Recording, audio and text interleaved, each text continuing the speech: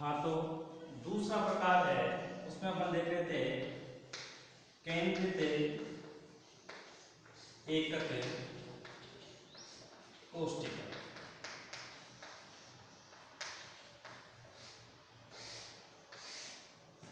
देखो केंद्रित एकक कोष्टिका है, उसमें अपन देखा कि आवेदी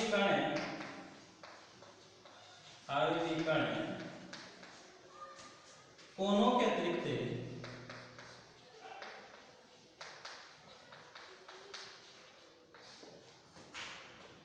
एकक कोष्टिका में अन्य स्थानों पर स्थित, कोनों के अतिरिक्त आवेदी कण कोनों के अतिरिक्त एकक कोष्टिका में अन्य स्थानों पर स्थित।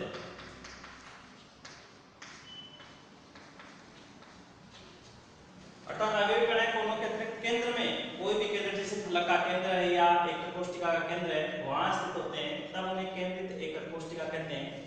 केंद्रित एकक कोष्टिका है वो तीन प्रकार की होती है। केंद्रित एकक कोष्टिका तीन प्रकार की।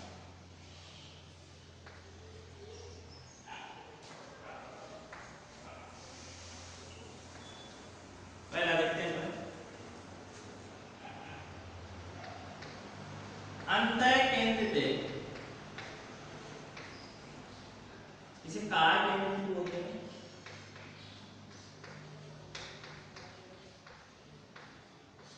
एकक कोष्टिका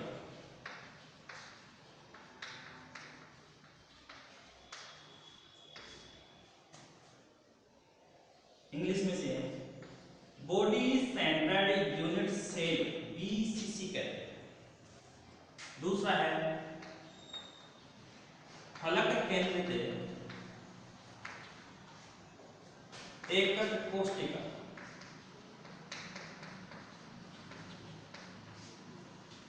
face centred unit cell FCC. और तीसरी है अंते, वहां तो था अंत, यहां है अंते केंद्रित एकक कोष्टिका।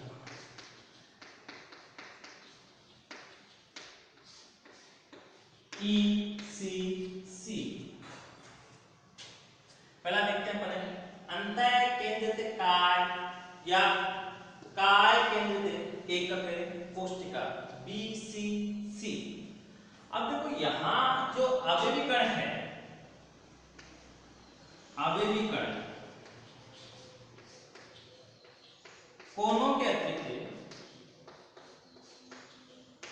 कोनों के अतिरिक्त केंद्र में स्थित होते हैं, केंद्र में स्थित होते हैं।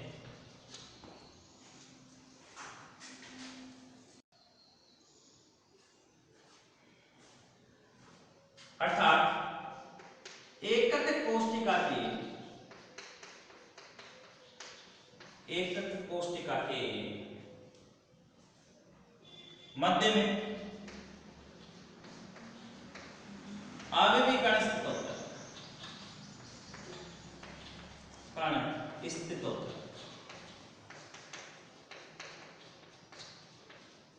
तब हम इसे कहेंगे अंतः केंद्रित एकक कोष्टिका। मतलब आवेदी कण है कोनों के अतिरिक्त, अपन ने सरल घनीय में देखा था केवल जो आवेदी कण है वो कोनों पर स्थित है, तो वहां तो है, उनके अलावा एकक कोष्टिका कहां स्थित है, केंद्र में या मध्य में आवेदी कण स्थित हो, उसे अंतः केंद्रित या काय केंद्रित एकक कोष्टिका कहते हैं।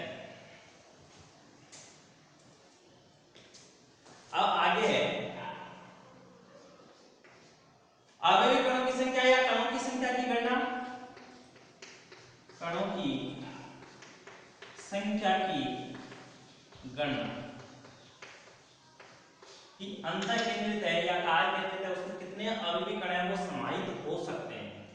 तो सरल घनीय की तरह अपन लेते हैं कि सरल घनीय एकक कोष्टिका, ये सरल घनीय एकक कोष्टिका है।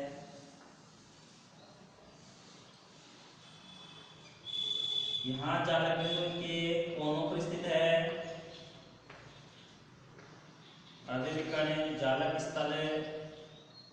जालक स्थलों पर अवयवी कण स्थित है, ये दो।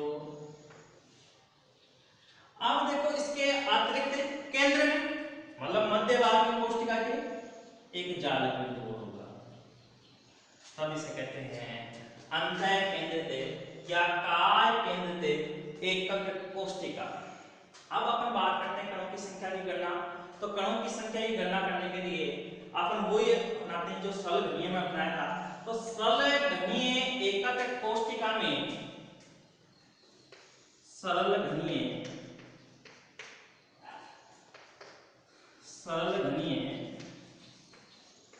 एकक कोष्ठिका में कणों का योगदान प्लस वो तो ही कणों का योगदान जो कोनों पर स्थित है, प्लस केंद्र में स्थित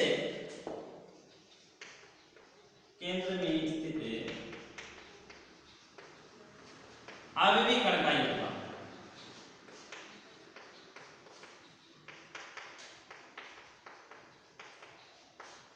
देखना भी सरल घनीय एकक कोष्ठिका में कणों का योगदान अपन ने देखा था। सरल घनीय एकक कोष्ठिका में 8 कोने होते हैं, उन पर स्थित जो कण है उसमें प्रत्येक का योगदान 1/8 होता है। तो वो लिख देते हैं अपन 1/8, एक का योगदान कोनों की संख्या 8 प्लस केंद्र में स्थित अवयवी कण। देखो यहाँ ये केंद्र में स्थित जो अवयवी कण है उसका टोटल योगदान इस एकक कोष्ठिका के लिए प्लस क्या आ जाएगा 1। तो देखो सरल करेंगे कितना है 1 ऐड 1 इक्वल टू 2, नीचे लिख देंगे अपन। अतः अंतः केंद्रित एकक कोष्ठिका में अवयवी कणों की संख्या 2 होती है, मतलब 2 आयन आ सकते हैं, 2 कण आ सकते हैं, 2 परमाणु आ सकते हैं। ये था अंतः केंद्रित एकक कोष्ठिका का दूसरा भाग है, वो है फलक केंद्रित एकक कोष्ठिका। फलक केंद्रित एकक कोष्ठिका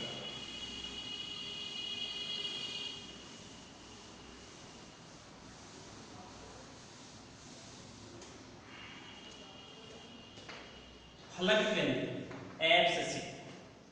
देखो यहाँ वही है कि जो अवयवी कण है वो कोनों के अतिरिक्त प्रत्येक फलक के कहाँ स्थित होगा, केंद्र में स्थित होगा। जब अवयवी कण एफसीसी में जब अवयवी कण कोनों के अतिरिक्त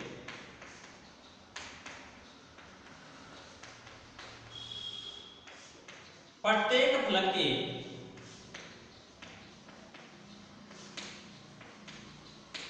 केंद्र में स्थित हो तो इसे एफसीसी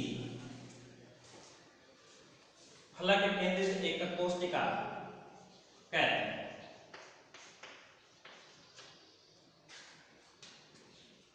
अवयवी कण कोनों के अतिरिक्त मतलब जो सरल घनीय कण कोनों पर स्थित है, इसके अतिरिक्त प्रत्येक फलक के कहाँ स्थित होंगे, केंद्र में। तो इसे अपन एफसीसी या फलक केंद्रित एकक कोष्ठिका कहते हैं। कणों की संख्या की गणना, कणों की संख्या की गणना देखना है, एक कोष्ठिका लेते हैं, ये सरल घनीय एकक कोष्ठिका है।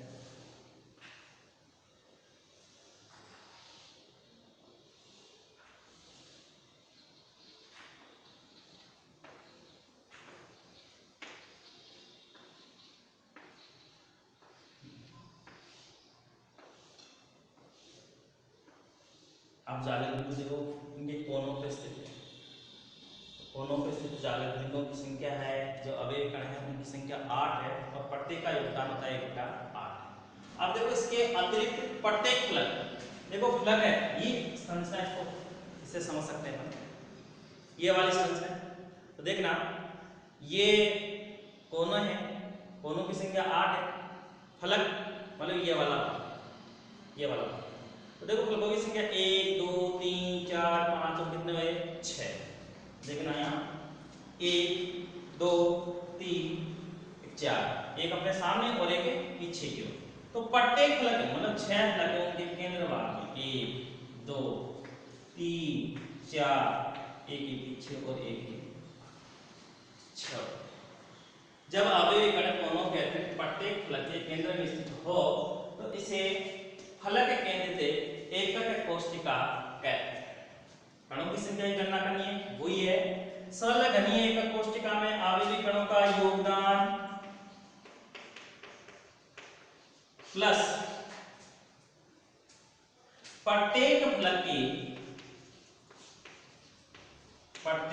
के केंद्र में स्थित अवयवी कण का योगदान। तो देखो सरल घनीय एकक कोष्ठिका में कणों का योगदान अपन देखा है 1 2 3 4 5 6 7 और 1 8, और प्रत्येक का योगदान होता है 1/8 1/8 गुना कणों की संख्या 8 प्लस अभी अपन ने देखा था जो फलक है उस फलक का इस एकक कोष्ठिका के लिए जो योगदान है इसका कण का वो 1/2 और फलकों की संख्या है 6। सरल करने पर ये आया अपने पास 4। तो नीचे लिखेंगे अतः फलक केंद्रित एकक कोष्ठिका में अवयवी कणों की संख्या 4। अगला देखने पर अंत्य केंद्रित एकक कोष्ठिका।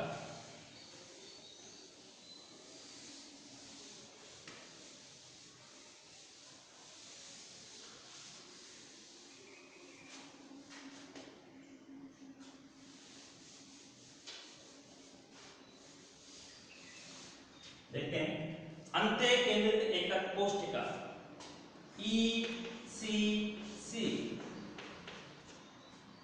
जब अवयवी कण कोनों के अतिरिक्त, कोनों पर है ही है, इसके अतिरिक्त किन्हीं दो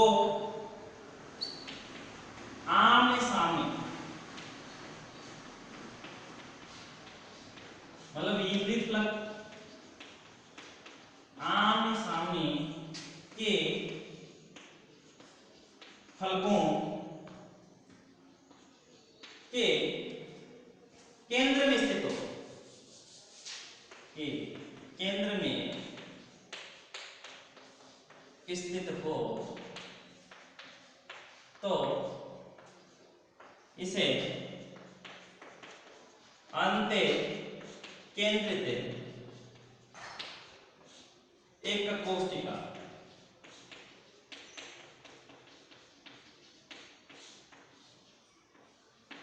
ECC कहते हैं। वही अब कणों की संख्या की गणना, तो कणों की संख्या की गणना के लिए एक कोष्ठिका लेते हैं।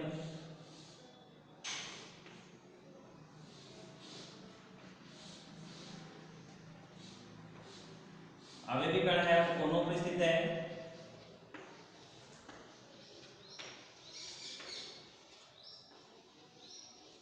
ये कोनों पर स्थित है। इसके अतिरिक्त किन्हीं दो आमने सामने का मतलब ये वाले हो सकते हैं, ये वाले हो सकते हैं या ये वाले हो सकते हैं, तो इनके केंद्र में ये अवयवी कण होंगे। तो वही है सरल घनीय एकक कोष्ठिका में कणों का योगदान प्लस